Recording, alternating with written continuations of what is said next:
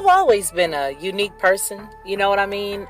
Sort of laid back in a way, but very adamant and very passionate about what I believe.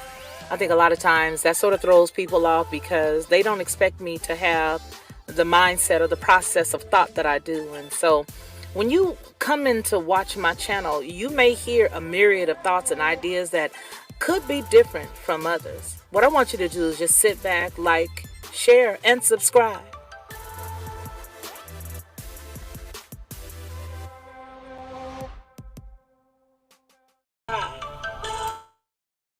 Well, hello and good afternoon to everybody. You're going to hear an echo for a second because I need to pull up my levels.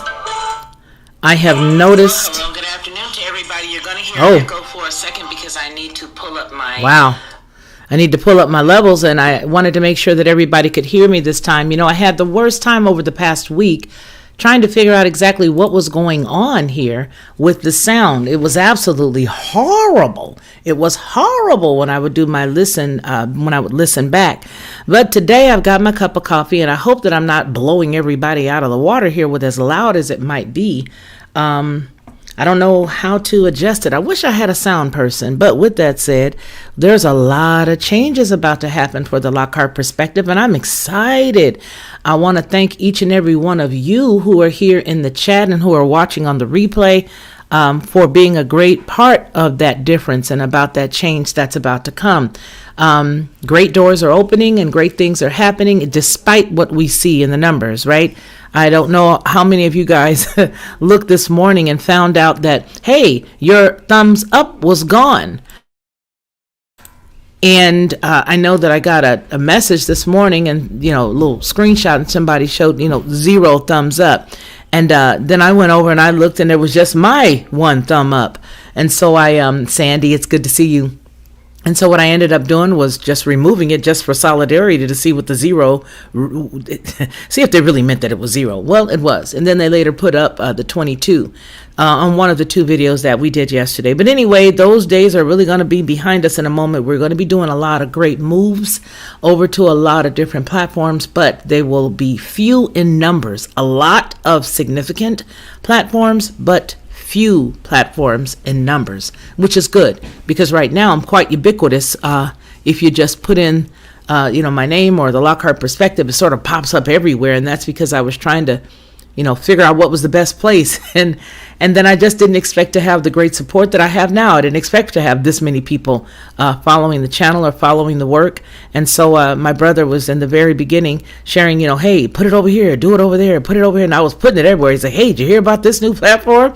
And that was Lee, and so I started sticking it everywhere. And so what we're doing now is the team that has signed on with me is going to trim away a lot of that. So there's going to be a lot of those avenues that you would have been able to find the channel on gone. However, the ones that are more significant and that I believe that that would serve you best, to include my website, will have the current information from the Felicia Lockhart group. So I'm very excited. I'm happy to know that Yah's hand is in this whole thing as I dedicate everything I've ever done to for the public to him, if that makes any sense.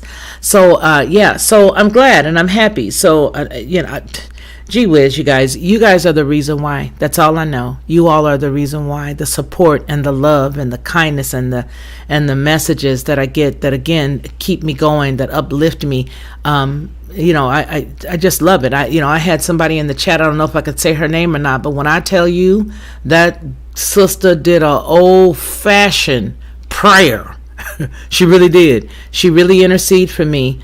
Really interceded for me this past week, and it was just dynamic. And so it actually, I read it and it made me cry because it was just a blessing to know that when you say intercede for me and somebody gets back at you with like that, it was amazing. So if you guys can please let me know if you hear me better than you heard me yesterday with a 5x5, that would be wonderful. But I do feel like it's a bit hot. So I'm gonna listen for a second and see how it sounds on the other side, and you guys are gonna hear that echo. So let me just mute for a quick second just so that I can see with the delay what we sound like. I'll be right back. Levels. I have noticed. Well, good afternoon to everybody. You're going to hear an echo for a second because I need to pull up my... Wow. I need to pull up my levels, and I wanted to make sure that everybody could... Okay. It sounds like everything's okay. So good. Hey, Ronnie's here. Hey, Ronnie. All right, so today, let me see. Where's Ronnie? Ronnie.d.Mann. There you go, 5x5. I see you up there, big baby. All right, and you know what? Let's just do a quick roll call because I do have some news, some churchianity news for us today. I see Amy there. Hello, how are you? It's so good to see you, sister, and I'm so happy to know your family is doing well. There is Mama Bear, Papa Bear in the house. Afternoon to you, disciple of the Messiah One. Good afternoon, Sister Felicia, brothers and sisters. Blessings, excuse me, upon you all from the Most High. And then, it's good to see you this afternoon at Mama Bear, Papa Bear. There you guys are loving on each other. Angela Reed, how are you doing? Good to see you here today. Melinda Ann, what's going on? Good to see you. Deb Woods, hello, hello. All I need is that little, what is that little thing that the little lady used to look at? And I see Tommy, and there's Bobby, and there's Sally. Oh, and there's Debbie Ann. And she used to say hello to everybody. I forgot what it was, Romper Room or something. I don't know. There's the man. What's going on, Charlie? How are you doing today? It's good to see you. And of course, none other than Sandy Aaron. I thank you so much, sis. I thank you. I thank you. Whew. Rachel, how you doing today? I'm glad that you and the fam are feeling better. That's important to know. You're doing good. Hug and kiss those doggies for me. They made me smile when I saw them. Made me smile. Tam Tam, what's going on, legs? You doing good today? I'm number 11 today. Hey, sweetie, and everyone else. Happy Friday. Whew, it's hard to believe this year is just flying by, right? It's just flying by. Cynthia Wood, how are you today? Good to see you. Hey, look who's in the house. It's Mr. Dan Schramm. Mr. Dan Schramm, what's going on? Good to see you. It's good to hug everybody's neck, and it's good to see everyone. It's good to shout everybody out. And if we have missed you, if I do not see you, sometimes that's because there's something that's happened that has prevented us from seeing you. The mods are very good. We're welcoming everybody in. They are very good. So if you don't see your name mentioned, it's possibly because there's something else going on. Because the mods will say, hey, everybody says, hey, because we love on everybody who comes in. And we say that to everybody no matter what their thought process is, or no matter how they cut up until they get too out there. And then all of a sudden, Rachel or one of the other mods will be like, okay, that's it. I just can't take it no more. I just can't take it. You gotta go. So anyway, let's look at what we got going on today in some churchianity news. I'm going to start with home first because there was something that's going on right now, and it's my former pastor's wife when I was a young girl and young woman. We're going to look at this. It is the widow of the televangelist Frederick Casey Price defends his prosperity message. So I have to start here because you just have to. This lady was to me, and I can't speak for anybody else, and I can't speak for anything else that happened. She is part of the reason why I believe in marriage the way that I do. Sometimes it's been to my detriment, as you all have seen publicly, and as well as my stepmother, my birth father's wife. They are the ones who instilled in me the importance of being a wife and standing still for your husband. And then my stepfather is the reason why I take the guy's side sometimes, because he showed me and taught me how to believe, and how to do things in a marriage and how to stay a certain way. But this lady that's on the screen right here is Dr. Betty Price, a very kind Mississippian, I might add, but a very sweet and kind woman, but a very intelligent woman. She was her husband's rock for as long as he ministered and was on the air, and she just had her own. She had her own way, has her own way of teaching and ministering to women and telling women how to stand for their family, which is something that you don't always get these days. But unfortunately, it appears that she is now having to defend her husband's message of prosperity. Now, I want to tell you something. While I was in the faith, quote unquote, faith movement, I have to say that, yes, there were a lot of times where people did not necessarily like the prosperity teaching. And I learned as the years went on that the talk of prosperity was nothing if you had a heart of garbage, if your lifestyle was really, torn up. It's one thing to have your lifestyle be a mess and you're working on it, but it's another thing to practice sin as a way of life and push or receive or think of just prosperity. Everybody has needs. Everybody needs their bills paid. Everybody needs lights and, those who live in homes, not those who are homeless. Of course, those who are homeless need homes, right? But everybody has a need that money can answer. But I believe that a lot of times the prosperity teaching went overboard. I'm not going to say it went overboard by one pastor or another. I'm just going to say as the collective, it did take a bad turn for the worse. Now, as it relates to Dr. Price, which is Dr. Betty Price's husband, that this article that we're about to get into, as it relates to him, what I will say is that I know for sure that our teaching was based on faith. Our teaching was based on faith.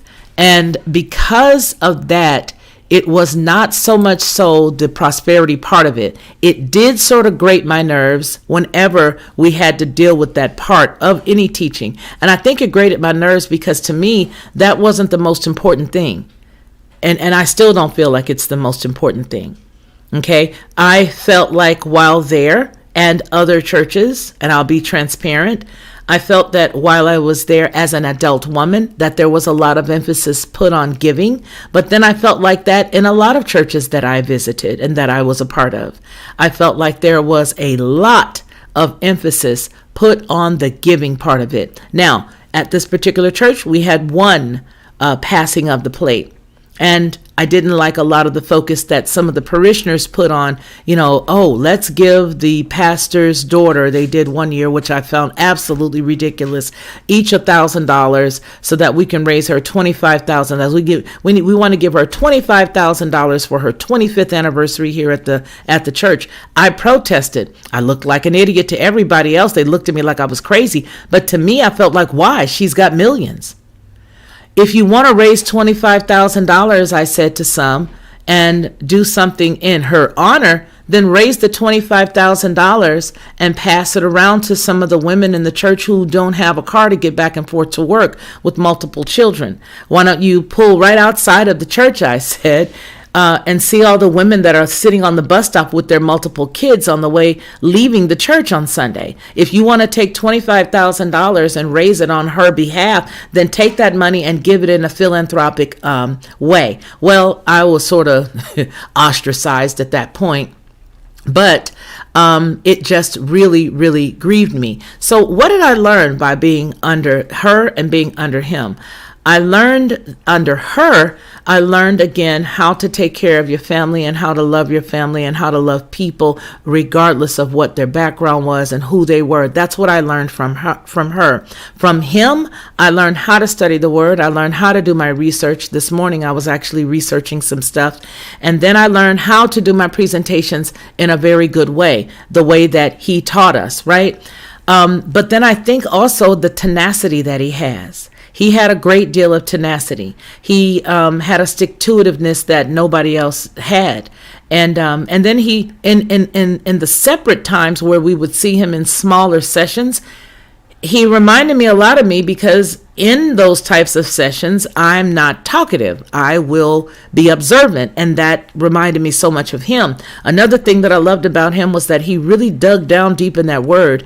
And from the 70s when I started following him as a child, all the way up until I left California and was still affiliated in a way, but I was under Bam Crawford's ministry at that point when I left California. But all the way up until that time, he was a very well-learned man.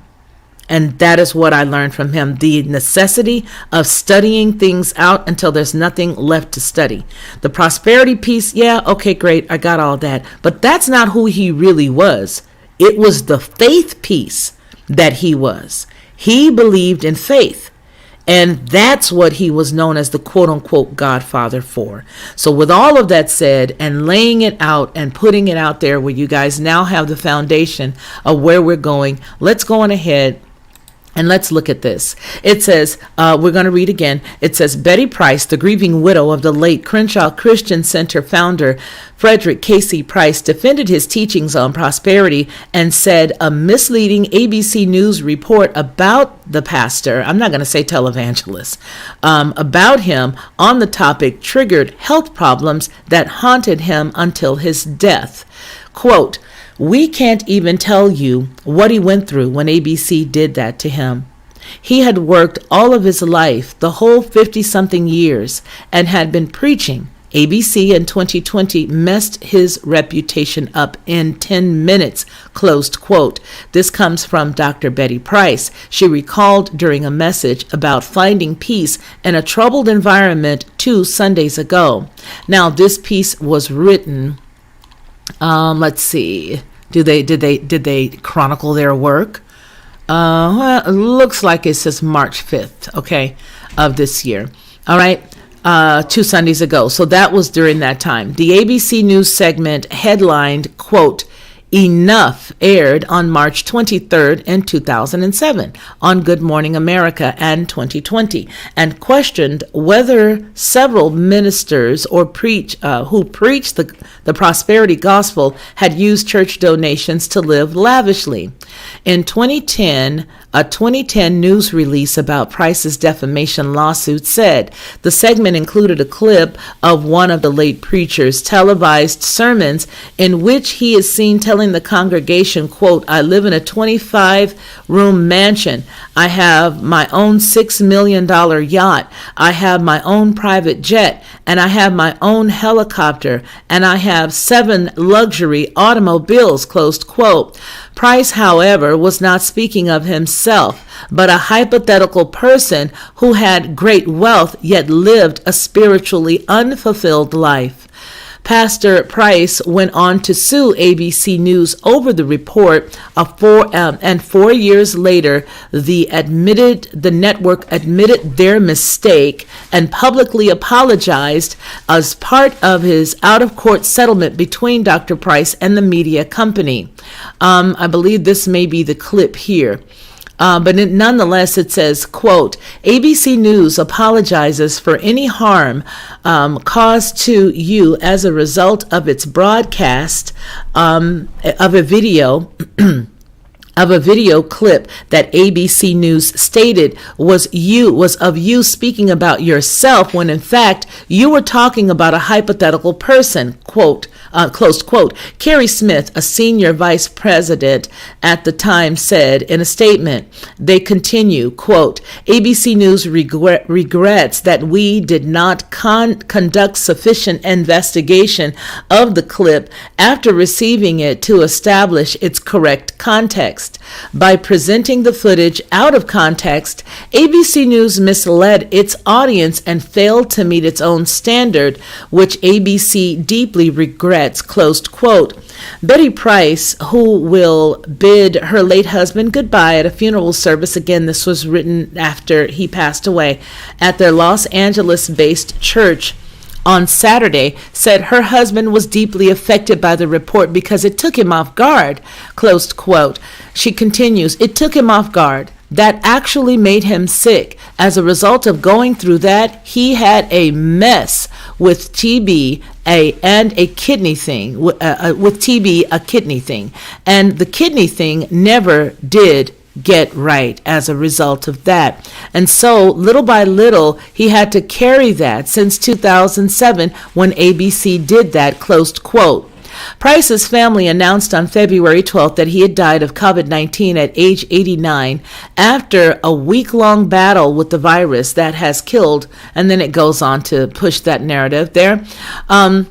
But then it says Dr. Betty Price's recollection of the ABC News episode was a part of a segment in her February 21st sermon in which she staunchly defended her late husband's reputation, quote, "as a man that lived a wonderful, wonderful Christian life," close quote, while speaking out against people who take pleasure in gossip and say stuff about, this is her quote, and say stuff about people they don't even know anything about, closed quote. And there is Dr. Price's photo. So in the chat, you guys, and also on the replay, I want you guys to let me know, what did you think about that? What do you think about that as a whole? I'm going to go on over to the comments, and let's just start to look at the last place I left off, which was with Dan Schramm. Dan Schramm. Okay, let's just go ahead and click. Beautiful. All right, Cynthia, Disciple 5x5. Where are we? All right, I think we're going to be down here somewhere. Right there, I think. Right there, I think. Nope, not yet. You're still loving each other. Inger, how are you? It's so good to see you. Okay. Oh, you guys, I just don't know. All right, let's start right about here. I agree, okay? I don't know what that's an agreement about. Let me see if somebody's trying to warn me that my sound is bad. I'm so paranoid about the sound, you guys, after listening over the past couple of days, and it's too low. I'm hoping that it's not too hot. Okay, all right, cool beans. Let's see. Okay, so Sarah Brown says, I've got y'all on speaker. Just wanted to give love to my brothers and sisters in the chat. Y'all are the best, but my house is a hot mess. Tam chocolate pecan pie. That sounds good. You guys are getting me hungry. Okay, yummy in the tummy. You guys are doing some good food talking here. Here we are. So the prosperity message made them rich and others poor. It took over, the true message. So let me tell you what I know about him out of his own mouth for him. Excuse me. Let me sip a little bit of this hot beverage here. Let me tell you what I know about him as it relates to their quote-unquote prosperity. And this is only what was out of their mouth, and I don't know any of the backdrop stuff. I do know some of the things that I saw that I didn't agree with, which actually helped to build the foundation for me leaving those four-wall type churches. I know that he said that he and his wife had made great investments, whether it be on, taking their salary, because they actually had a salary that they got from the church, but to take their salary and then they would make wise investments. I know they put like 30% back in the church. I think it was between 20 and 30% back in tithes and offerings. It was like a huge amount. Excuse me. And then I know that Dr. Betty had a lot of philanthropic things that she was doing, like the food pantry and stuff like that. But to be honest with you folks, I'm going to say something. And this is just what I believe. I think that if you are receiving a paycheck from your church and you are in that type of vocation, and let me just put myself in the scenario. I'm going to use an example. The other week I put up a post to the members, and I wanted to see who had needs, right? Who had any food needs? Well, I'll tell you why I wanted to do that. Because even though I may have needs myself personally, I wanted to see who else was having those needs, so that as people would send in certain amounts of money that I would receive, I could go and buy them food cards and send it to them. Find out what's the major company in their area. Is it a Kroger brand company? Is it like a Publix type brand company? What's there? And see if we couldn't purchase some stuff online. So if somebody sends me X, then I will try to buy, maybe, however much I can out of that, so that not only did somebody bless me, but I'm going to try to bless somebody else, right? That's what I asked that question for. What are people having the need for? And I saw that the majority of the need was food. And so I said, if you clicked food, please, send your information to the email address. And so even though, I do have needs, I feel like if somebody is sending me something and I, don't have a place to tithe, I can just take some money, $25 gift card or whatever, and send it to somebody so they can have some food, or they can get the things that they need. Maybe they, have their food at the time that they receive that card. They've already got their food, and maybe they can use cleaning supplies from that store. I'm just trying to think of ways that I could bless. But if I were in that situation and I received a that type of money that they were getting, I honestly don't know if I would have lived that lavish of a life. Because I'm such a minimalist in that regard. Yes, I like nice stuff, but I just can't see me having something, like a 25-room place, like the description that he used for this fictitious person that he made up. I just can't see me having that as a need. And so I moving Reels to another ministry that we have seen publicly, I can't see owning all that fancy, lavish stuff. We all looked at the story a while back while we were doing the Churchianity News on the Kenneth Copeland thing. And I just can't see the necessity of it. You know what I mean? It's like you can only have so much. You can only spend so much. And, maybe I'm tripping. Maybe somebody in the chat is like a really big millionaire, you know what I mean? And you can see gaining more and having more and having more. I just can't see how that would not corrupt you in a way. And again, I could be wrong. Maybe there are people out there who can do it and stay sound. I just can't see having that kind of money and seeing people sitting outside of any church on a bus, and you're pulling out in a Rolls Royce, you're pulling out in a Maybach or something like. I just can't see it. I can't see even going out buying extra cars if you've already got one good one. Hey, listen, let me tell you what I have said. Yes, I would like in my life, you know how we all write those little pieces of paper of what we would like to have if I were a billionaire, what would I do? If I were a billionaire, what would I own? If I were a billionaire, I said, you know what? I would have a utility vehicle so that I can go up into the mountains and I can just have a little small time to myself. I would have a nice car that all the kids could get in, my grands and all that stuff. And then I'd probably have a hot girl summer vehicle. You know what I'm saying? But those are just the things that you say. But I probably would just keep fixing on those cars until the even. Or give it to somebody else if you're going to get another. You see what I'm trying to say? I can't see having a bazillion cars. I know Jay Leno has a bazillion cars, but he's a collector. I just, I don't know. Maybe I'm wrong. I don't know. I just could say, yeah, I would want to have an SUV to get me to the mountains, and I would just keep fixing on it and adding to it if I needed to. Hold on a second, y'all.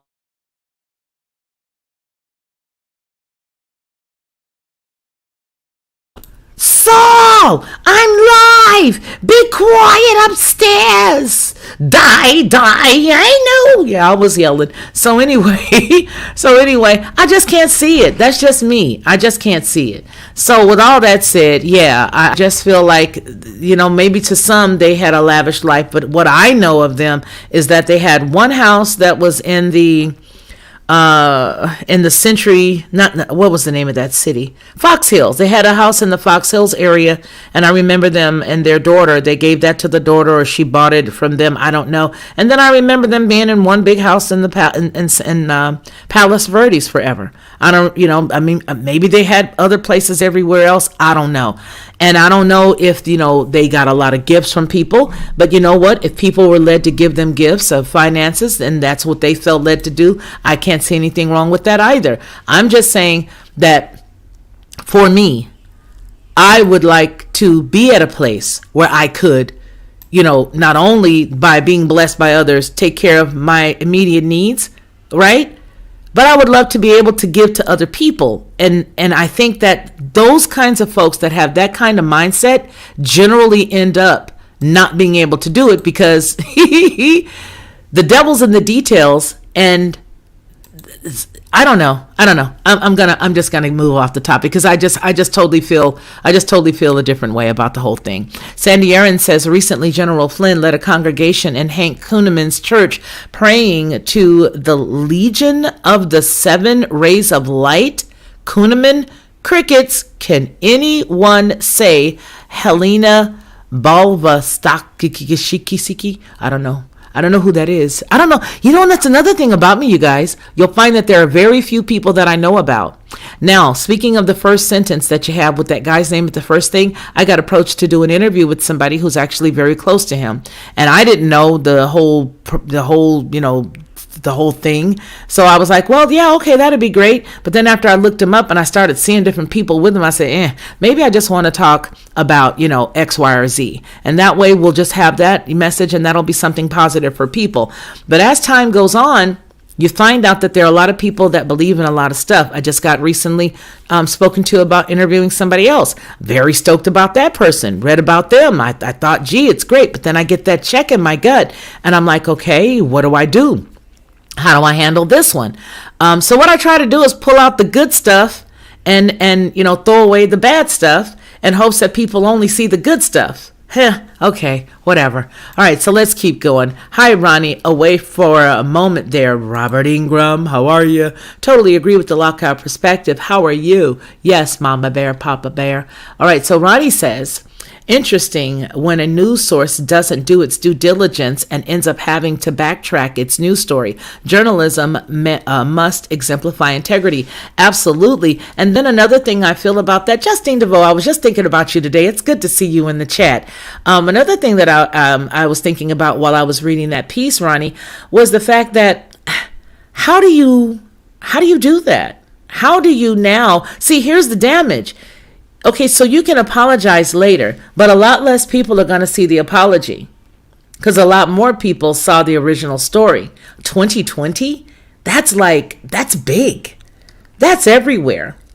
Did they do a 2020 story and apologize? Or did they just say, here's a publication and we're going to just put it across the screen, or here's a publication, we're going to print it in the news or the digital news? How do you repair someone's reputation after that? How do you repair somebody's reputation? Okay, how? Now, we do know that right now ain't nobody trying to worry about no prosperity messages. And again, I know his message was primarily faith. I know that there were other pastors that rocked with him that he cut loose for specific reasons that talked mostly prosperity. And then just recently we did a story about Duplantis, talking about the reason why, Jesus, not Yahweh Shah, because those are two different people altogether. I'm totally convinced hasn't come back yet because people aren't tithing the way that they should. I was like, boy, bye. Get on up out of here with that. So there's a lot of that going on, and so I think a lot of times people will see that and they'll believe that, he does have a nice collection, Mama Bear and Papa Bear. And, I love cars as far as collectors. So I don't know, I don't understand it, how they could do what they did and then not restore the man's credibility. Now, let's talk about the kidneys. I remember getting some terribly shocking news one time. And it was about when did I find that out? That was the year 2000. I want to say 2017, the fall of 2017. And when I heard this news, it was something that affected me personally.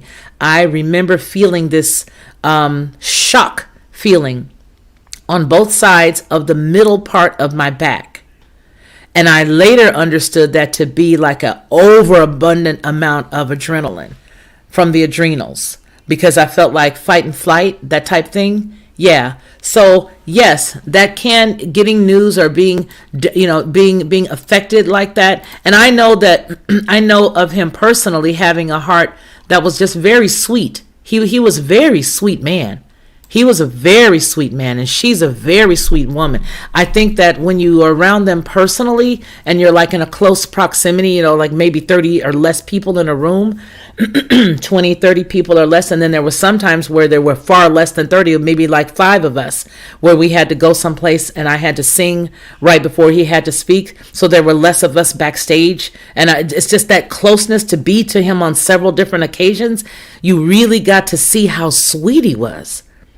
And I think maybe that's what shocked him like that and caused that kidney damage that later, continued to make him ill, right? Because to hear something that detrimental about you when there was a lot of stuff that he and his wife did do for people that folks did not know about. Maybe that's why he felt ill after that. I don't know. What do you guys think? Can hearing bad news like that cause you to have some type of, physical damage that will carry on for a long time? Like I said, I heard some personally alarming news back in 2017, and I remember, now that we're talking about this story, my back had that like feeling like somebody had just like a starburst on both sides of my back. So I don't know, maybe that could do it. You guys let me know what you think about that. So Justine DeVoe says, Mama Bear and Papa Bear, it's a Toyota Avalon. It will last me the rest of my life.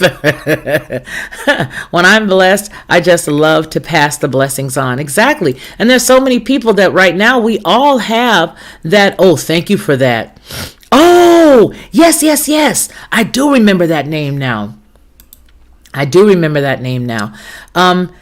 just think that right now all of us are hungry. A lot of us don't have food. A lot of us don't have money. A lot of us don't have a lot of stuff. But I just believe that if you could take a little bit of what somebody gives you and, break somebody else off something off of that, you're going to help other people. You know what I mean? Ronnie gave a great testimony, and I won't tell that testimony, but he gave a great concept and a great idea about the apostolic, quote unquote, apostolic way that things should be done.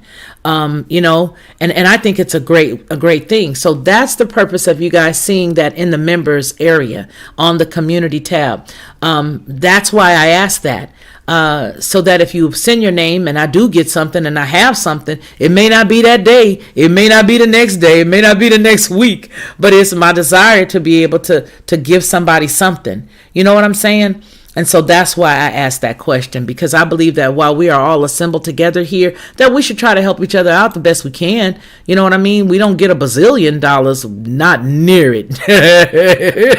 But that's okay. It don't mean that the Father can't breathe on it. Y'all could breathe on that and turn it into something, and then we could all have something. And that's why I mentioned that. So let's see. Rachel Van Ziel says, Russian spiritualist, author, and co-founder of the Theosophical Society to promote theosophy, a pantheistic philosophical religious system. Wow, it's a lot of words. I wonder if does she have a lot of word salad? That's my new word now. Word salad.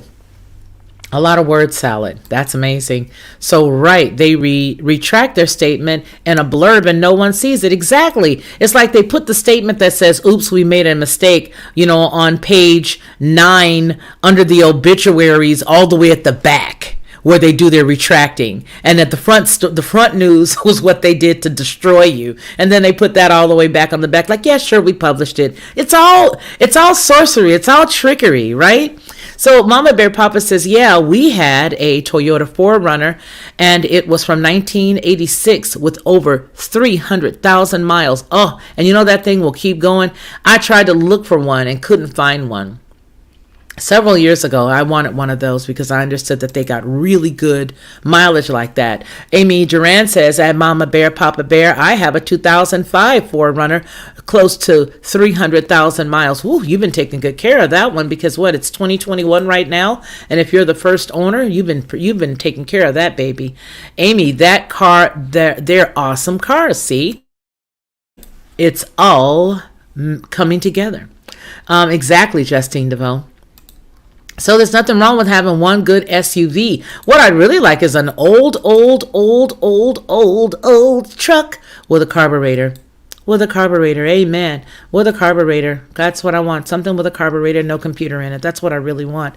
The Fivefold Ministry tries to follow what they believe the apostolic way is in their opinion. So very true. What do you guys think of that? What Rachel Van Ziel just said. I agree with that. Just give me Jesus. Justine DeVoe says, agree with you at Rachel Van Ziel.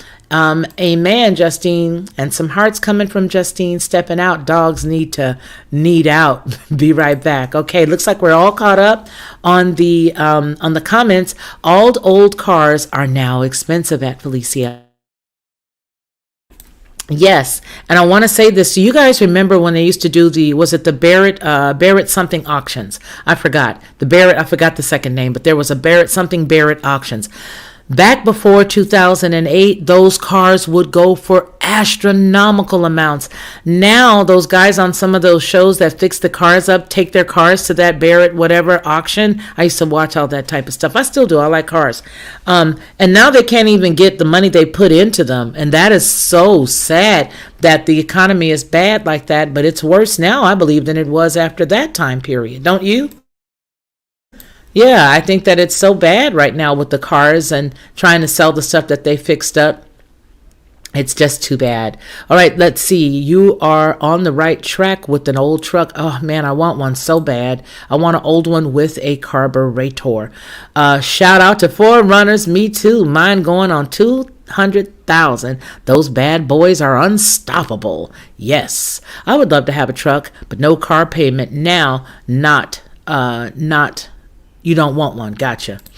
Let's see. Oh, I knew that's what you meant. I have a brand new fuel pump. I know that's right, Sandy. The Barrett Jackson. That's it, Angela. Yes, Angela. The Barrett Jackson auction. Yes, ma'am. That's it. The cars used to go for like upwards of $300,000-$400,000 for the cars that they had put a lot of work into.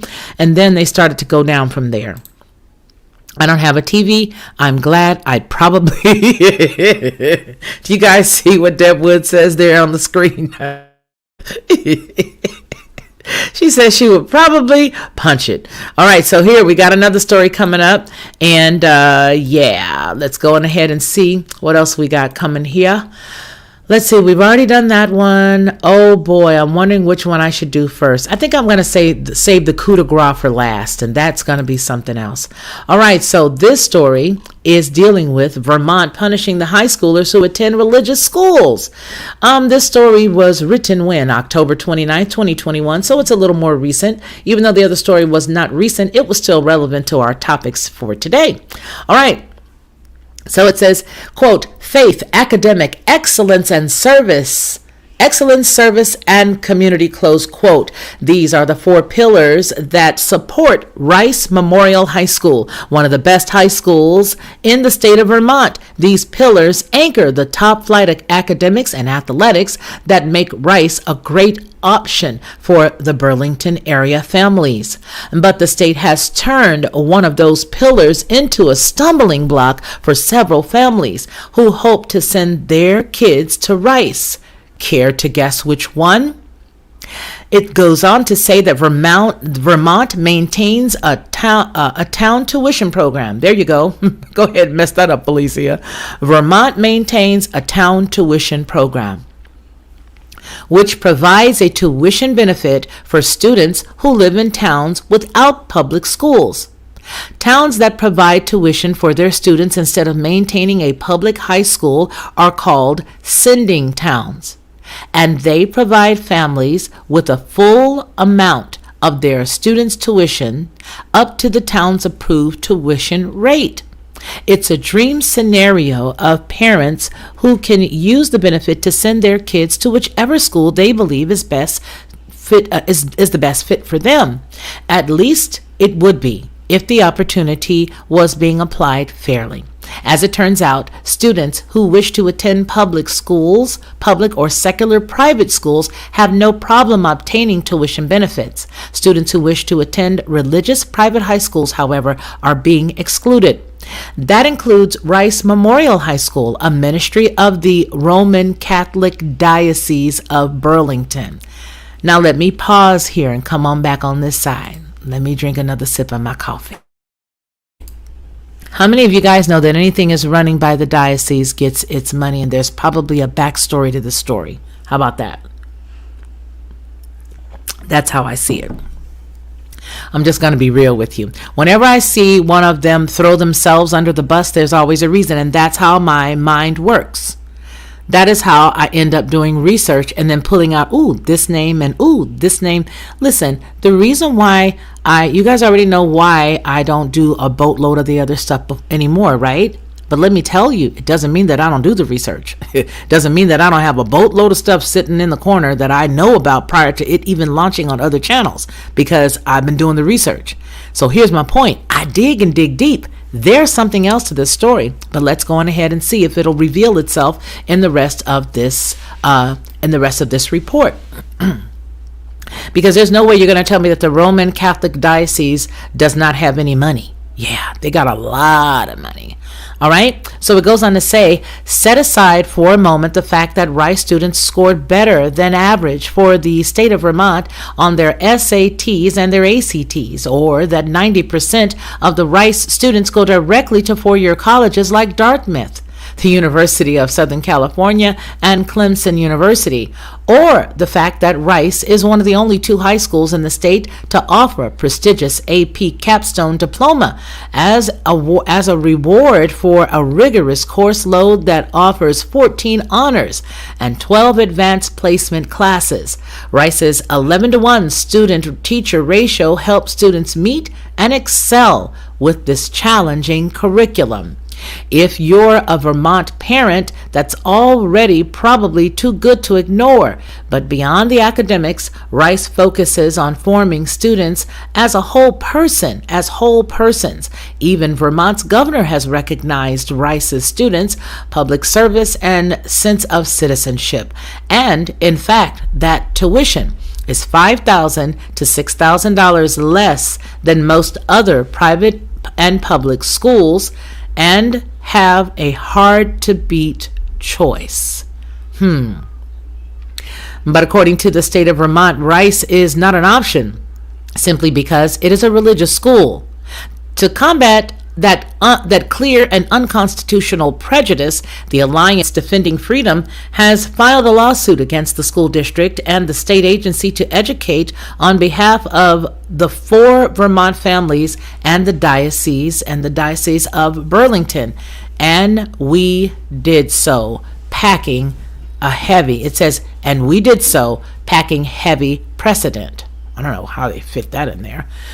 Anyway, similar circumstances arose in 2013 over a policy that excluded participation by religious groups. Trinity Lutheran Church in Columbia, Missouri submitted an application for a state grant to replace their preschool's playground surface with safer materials. The preschool qualifications led to their being ranked 5th out of the 44 requests to receive, but they were denied anyway. The reason? The preschool was operated by a church. Trinity's case went all the way to the U.S. Supreme Court, whose 2017 opinion was abundantly clear, and it says, quote, the exclusion of Trinity Lutheran from a public benefit for which it otherwise qualified solely because it is a church is odious to our Constitution and cannot stand, close quote.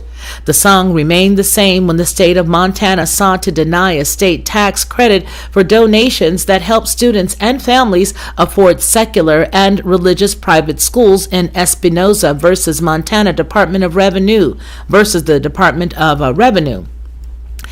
In its opinion, the High Court condemned discrimination against religious schools and their families whose children attend them. That was closed quote. And now, although the court, thank you, sweetie, for that hug, grandmother loves you, and although the U.S. Court of Appeals for the Second Circuit has agreed that families who want to send their children to religious schools should have equal access to the same public benefits that everyone else enjoys, Vermont's discrimination appears to be continuing. Schools like Rice are now being asked to fill out certification forms meant to determine exactly how much of their program is, quote, religious. The government is asking them to compartmentalize their faith or to establish a litany of extra procedures in order to somehow stop tuition benefits from supporting anything religious in nature. The multiple Supreme Court rulings have shown that denying equal access to public benefits is unconstitutional. That much is clear.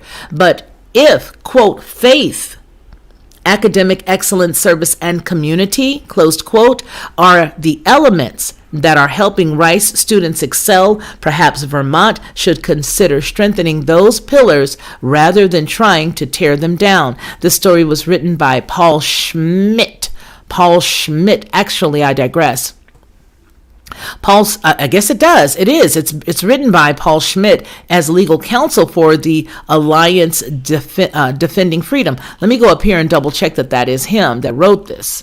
just so that I'm not quoting my or the person I'm citing. Yeah, Paul Schmidt. That's exactly right. Okay. So what do you guys think about that in the chat? What do you think about the fact that, hey, listen, now you guys are a church and we're not going to give you anything because you're a church? Or do you think that they should just remove themselves from the party altogether to continue to have them just have themselves as a cover school? But I think the most important piece to remember is that this is a Catholic school and they have a boatload of money. Let me read some of your comments to see what you guys have to say. Let me see where I am. Alrighty, right up here. All right. Okay. I also, can we go all the way down? I'm going to go down and start from the bottom up. All right. If they change the Bible enough, they won't have to ban it. I don't know what y'all talk about. It wouldn't surprise me. Okay, so let's see. They're scrapping that $10,000 IRS thing. I'm glad. It would have been burdensome for independent contractors or self-employed people like my hubby. Okay. Let's see. Exactly. Rachel Van Ziel. Is Maynard here? Oh, there you are. Hey, how's it going? I'm glad to see you. Okay, it's always drama at Sarah Brown with stuff like that. And Deb Woods, it wouldn't surprise me if they, okay, that was funny. If they changed the Bible, it wouldn't matter. Okay, so yeah, I think you guys are loving on each other. Yeah, there is something else to the story. I really think so. I think that there's possibly a way that they could maybe push it enough, especially with the Catholicism thing, to push it. And then there may be some other tentacles that would be able to get money based on the fact that they would do that ruling. So this is how my brain would think. My brain would think that, yeah, okay, we push this, we push it enough, and then it expands it and opens it up to where they allow everybody for their quote unquote religious reasons to get this money. And then you find different organizations that believe in some pretty hot places, stuff to move on. How about that? You think on that for a sec.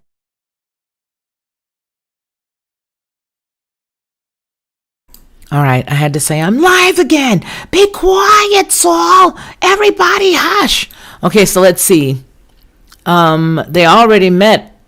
I wouldn't normally know that, but I've been keeping a close eye on that $10,000 reporting requirement that was being proposed. I saw the story about Joe and the funny hat person. Funny hat guy. Let's see, what is this? Justine, yep, the Pope says he's a good Catholic. Something definitely wrong with this Pope. Well, you know what? Let me say, the Christian Pope is being exactly like everybody that was before him, and they just shrouded it pretty well. You know what I mean? Because Catholicism, based on their own admittance, they're Christians. And so when you consider that, they are doing themselves a disservice by holding on to that stuff from the corruption of Babylon and Rome and all that other stuff. And I just think that it's sad. That's where they're headed. But I think a lot more of us need to dislodge ourselves from that belief system and realize that it's all one. It's all one. It's all the same. All right, so we saw that, but I do believe that that's going to be used to usher in monies that'll be available for other teaching and other types of organizations that'll be quite creepy. Halloween, the globalists are meeting for climate change, changes for us. Changes for slaves, but not them. Okay, so let's go on. We got one more story. Hey, Mars Fools, go! What's going on? Good to see you. It is so good to see you. I think I clicked on your message up here now that I remember. I was moving so fast. As long as the church is a 501c3 tax exempt organization, they are the beckoning of the globalist agenda. Absolutely. So that's why I say, as soon as I saw that, it lets me know that there is something else to it, that they may be trying to, get some churches, get some schools out there that are a little, let's see, what is the name of that kid? That a little Harry Potterish. You just do the math on that one. How about that? All right. So now we've got the final story. And let's see. We are now 53 minutes and 40 seconds into this broadcast. And I just want to let you see this one. Let's go on ahead and read it together. All righty. All right. So the pastor's wife who helped restore Joe Biden's faith calls her a true friend. There you go. Let's see. Robin Jackson, wife of the pastor Charles B. Jackson Sr., who leads the Brooklyn Baptist Church in Columbia, South Carolina, called First Lady Jill Biden, quote, a true friend, just over a week after Biden revealed her as a prayer partner who helped restore her faith in God after the death of her stepson, Beau Biden, from brain cancer in 2015. Quote, I'm glad that God has planned it this way, close quote. Jackson, a former music teacher, told USA Today in an interview. She continues, it's all God that we are able to support each other and be there for each other and be sincere, true sisters, close quote. The 70-year-old Biden, who also is an educator, told the Brooklyn Baptist Church during an unannounced visit on October 17th that faith in God was renewed in 2019 after an encounter with Jackson at the church. Quote, after Beau died, I felt betrayed by my faith, broken. You know, my own pastor wrote emails occasionally, and he was checking in with me, inviting me back to service, but I just couldn't go. I couldn't even pray. I wondered if I would ever feel joy again, Jill Biden said. As her husband campaigned to become the next president of the United States in 2019, the journey took them to Brookland Baptist Church. And that's where Jill Biden felt like God spoke to her. In the summer of 2019, there's a quote, in the summer of 2019, many of you may remember this, Joe and I came to worship here at Brookland Baptist Church, and something felt different that morning, close quote, she said.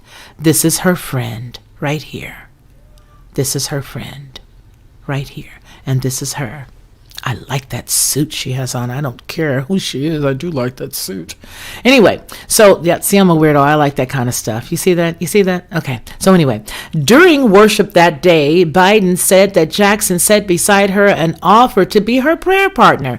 She offered to be her closed quote, open and closed quote, prayer partner. She says, quote, I don't know if she sensed how moved I had been by the service, and I don't know if she could see the grief that I feel still hides behind my smile. But I do know that when she spoke, it was as if God was saying to me, okay, Jill, you've had enough time. It's time to come home, closed quote, Biden recalled. Jackson told the USA Today during the 2019 service that she noticed both Biden and her husband got emotional. Joe Biden would later explain that the choir, quote, reminds him of his son's funeral. Now, you guys know me. Let me come back over here where you all are. Y'all know I got to be messy boots. Let me sip some more of my coffee. I got to be messy boots. Now, let me drink some of my water, because I got to do equal amounts. Let me be messy boots. Y'all know I'm going to look up that funeral, don't you? Y'all already know that I am going to go and look up that funeral, because I better see somebody in there sounding like Mahalia Jackson. I better. You better let me see 3 chicks like me on the microphone looking and singing like Mahalia Jackson. If you don't let me see that, I'm going to come back and ride him like a Bronco bull. I sure am. In the middle of a bar, I'm going to get up on the Bronco and just ride him. Woo! He better hope that boy's funeral had somebody singing Amazing Grace. He better hope. So let me get back on this side. I'm cutting up. Let me stop cutting up and get it back over here. But you know what? I'm telling you, he better hope it. Let me repeat this. Jackson told USA Today that during the 2019 service, she noticed that both Biden and her husband got emotional. Joe Biden would later explain that the choir, quote, reminds me of my son's funeral. Okay, all right, that was a close quote. Continue. Somehow I felt, she says, that Jill was a little emotional in the service, having been there myself. been touched by the music as well as the preaching, I felt compelled to just say to her, quote, "Would you mind me being your prayer partner?" Close quote, Jackson said. Since that encounter, the two women have remained in touch. That's a great thing, right? It's always good to have somebody that's your prayer partner. I like that idea. I don't think there's anything wrong with that at all. Did I tell you guys that I was going to get some fertilizer for the flowers out front? We're going to put some perennials or something out there that can go all year, every year. The fertilizer outside. Okay. Anyway, I just don't like that kind of stuff. All right. So she says that she asked her if she could be the prayer partner. Since that encounter, the women have remained close and they've been in touch.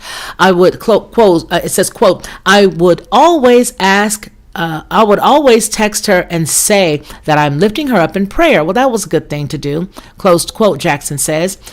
She continued, she would respond and say to me, "Thank you, my friend."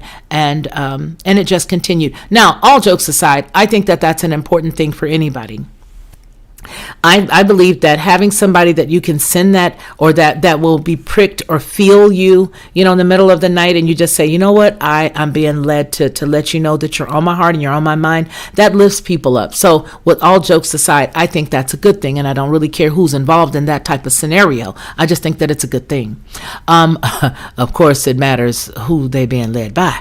All right, so after learning about Bo's death, then it says, quote, after learning about Bo and his death, then I finally understood now what the pain was, close quote.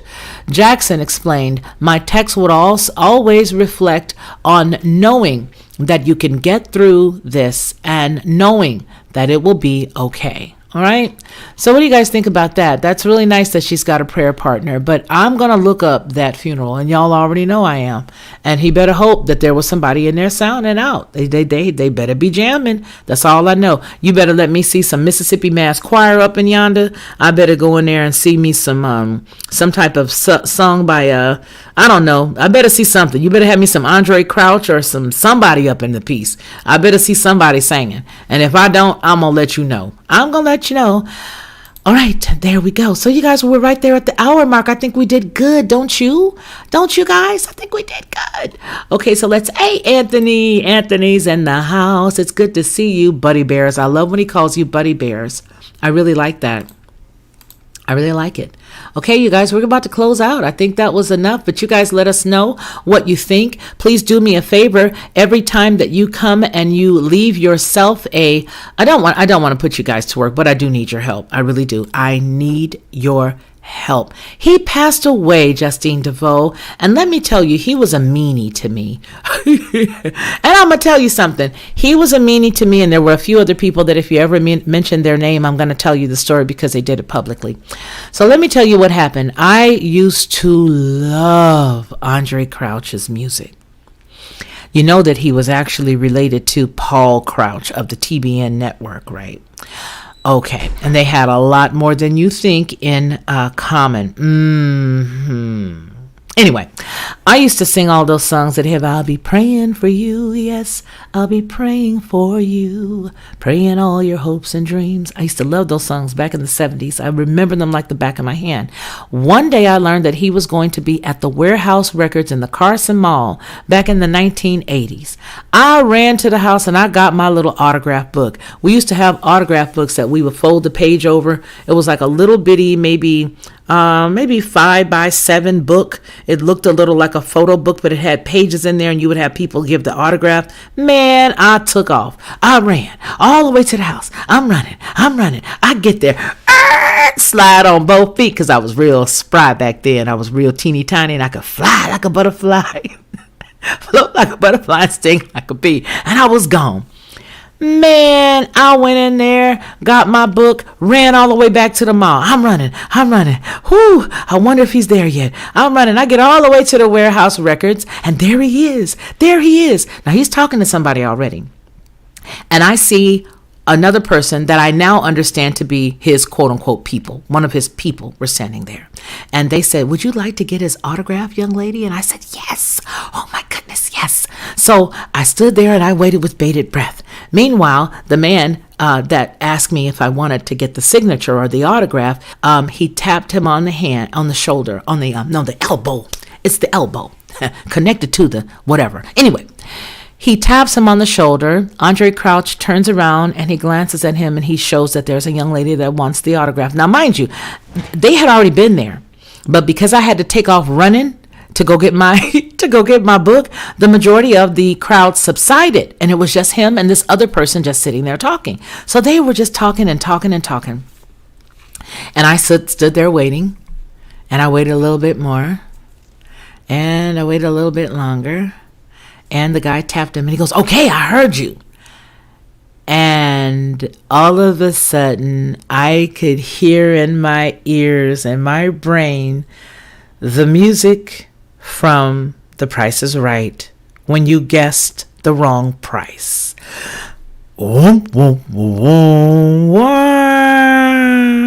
Is what I felt. I stood there and I was like, OMG, this guy is so mean. Oh, so hand over my heart, I carried that. I don't even remember if he signed it. I think he took it and, yeah, he did. He signed it and scrabbled and passed it to me, and that was it. Now, the next time that I had to see him was when I was singing at a brunch. I was working with a production company, and they had myself and two other quote unquote Christian artists that would do a Sunday brunch after church. And it was up in the Malibu area. We started in the Century City area, and then it went from Century City to Malibu. And somebody had invited him. Actually, I know who it was. It was the rest her soul, the producer who managed us, as it were. And she invited him because she knew him. And she's like, "Oh, you guys, be excited. Be on your best today. It's Andre Crouch in the audience." And she says to me, "What's wrong?" I said, "I don't like him."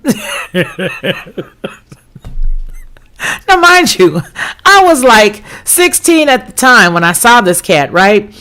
And this was as a grown woman with 4 children, a husband, having been in military and all that stuff with him. And now I'm back and I'm like, "I don't like him." And she's like, "What do you mean you don't like him?" And I told her my story, and she said, "Okay, well, maybe we won't let him come up and speak to you when it's over." I said, "No, it's good, but I just don't like him." So that was another thing. And so when I went over to the table afterwards, she took me to the table to say hello to him. And he said, "Hello." And I turned my head. I said, "Hello." And I said, "Okay, it was nice meeting him." And I walked away. I had nothing else better to say. And so that was my story. All right, so now let me see what we got going on here before we roll out. Dun, dun, dun.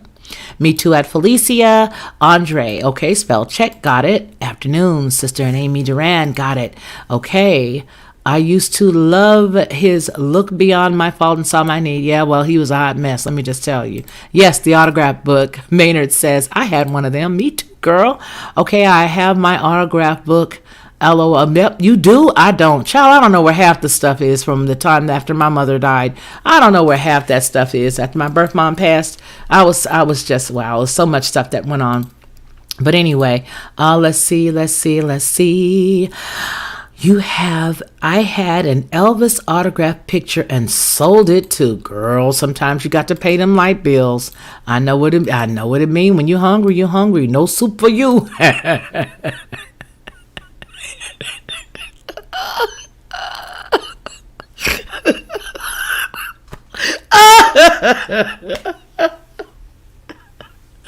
You know what my school go like? Don't play with you.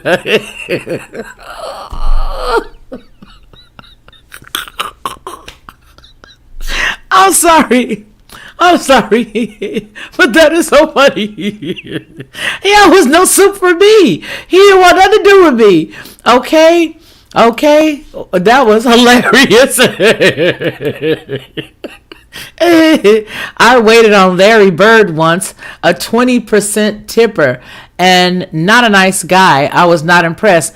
I'm sorry to hear that because I love me some Larry Bird. Let me tell you something. Them Celtics, them were the boys. I love Danny Ainge, Parrish, all of them. I loved them. Parrish, Larry Bird, Ainge. Anybody on that team, that group right there, them boys could ball. That's all I know. I don't care about nothing else. I loved the Boston Celtics. I told you guys the story of how you guys may have to listen back, but what I used to do is I had a friend whose boyfriend at the time used to make the T-shirts for the Los Angeles Lakers, and not for them, but he would sell them after their games. And one year the Celtics whipped the hot pants off of the Lakers. And here I am standing outside the forum where he's trying to make his money to sell the rest of those T-shirts that he had made with his girlfriend standing. We're all standing out there, and I'm like, yay, all right, the Celtics won. And I was like, I better be quiet before somebody beats me up. Whew, but that was a good one. Oh, good. Yeah, but I was like, oh no, this guy's nuts. He's nuts. All of these folks, all of these rich folk, they're just nuts. And I don't like it. I don't like it at all. They're just crazy. They're just nuts. Okay, that was a good one, though. That was a good one. They're nuts. No soup. That was funny. No soup for you. Oh, man. Hey, did anybody remember that episode? I'm a Seinfeld fanatic. I love Seinfeld. And I love that one where she found his recipes inside of the bureau. And then she was running around saying, 4 cups of chopped white onion. And he was like, where did you get this? Oh my goodness. Let's see. I think all my moving, the mice ate my autograph book. Okay. That's hilarious. Being mean to young ladies leaves a bad impression. Well, not only that, honey, had I been something else, he would have been all perked up. You read between the lines. All right, let's see what else we got. Okay, you guys, looks like we're out of here now. Let's see. Okay, let's see. I named my son Dan after Danny Ainge. Ha, yes. Okay. Carrot Top, the comedian, said he was mean. You know who my sister Karim said was the sweetie pie? Russell Brand. She has some pictures of him. I wonder if I can show you guys these pictures. Maybe I can send it to myself right fast and in my email and then show you guys. She's sitting there with Russell Brand, and she says he is a sweetheart, that he just loves people. And he actually, let me see if I can find her. Let's see. Right here, she shared it here. And let me see if I can pull it up right quick. Oh, please be in here. All right, let me look. I'm looking, you guys. I'm sorry. I know everybody got to go. There it is. There's a picture of the two of them together. All right, let me see if I can download this. Let's see. Share, set as, all media, show in chat, rotate, delete. How do you download it? Download in. Hold on. I'll share it. That's what I'll do. I'll share it. Okay. No, it doesn't let you do it anymore. Oh, here it is, the share thing. Duh. Okay. I'm sending it to my email so you guys can see her. She says that he was a sweetheart. She just saw him. Karim just saw him in the UK. And she just said that he was really, really nice. And that she really enjoyed meeting him. Now, there have been some stars that I've met that are absolutely sweethearts. And the one that comes to mind immediately was the gentleman Epps, Mike Epps. Oh, what a sweetheart. He's walking down the mall remembering the days he didn't have enough bread to eat, and he's just waving. He's waving. Hey, watch out there now. How you doing? How's it going, everybody? Ah, what's up, sis? How you doing? I was like, yikes. I worked for MAC Cosmetics there in the, I think it was the Westfield Mall because they changed it. I was a makeup artist, so I floated. And, yeah, so he was walking down the Westfield Mall inside that particular store that I was in, and he was like, hey, how's it going? He was happy. And so I don't see it. It didn't let me share, and I think it's because it's full.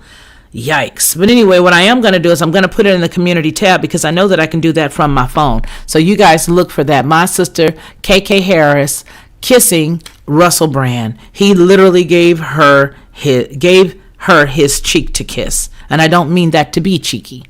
Well, anyway, So with all that said, you guys, it's been a great hour and 13 minutes spending the last bit of time with you guys today. Let's see, was a regular, he was a Celtic, he was a really nice guy. Yeah, let's think about who was nice people. I don't want to think about the mean, bad guys, the bad dudes.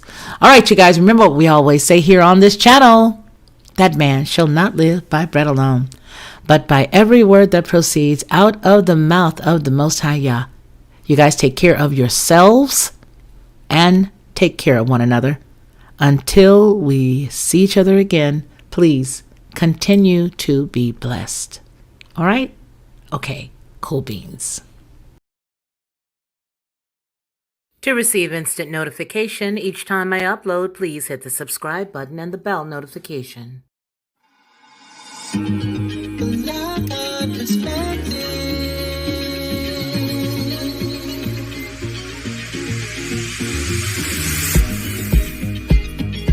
Helping you along the way,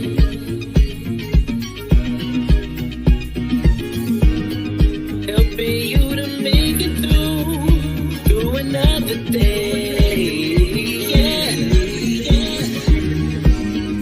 everything you need to know that you never knew, that you need to know. Lockhart Perspective.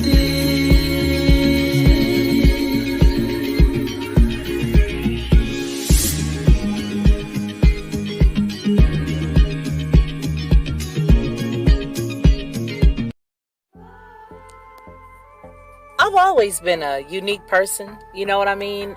Sort of laid back in a way, but very adamant and very passionate about what I believe. I think a lot of times that sort of throws people off because they don't expect me to have the mindset or the process of thought that I do. And so when you come in to watch my channel, you may hear a myriad of thoughts and ideas that could be different from others. What I want you to do is just sit back, like, share, and subscribe.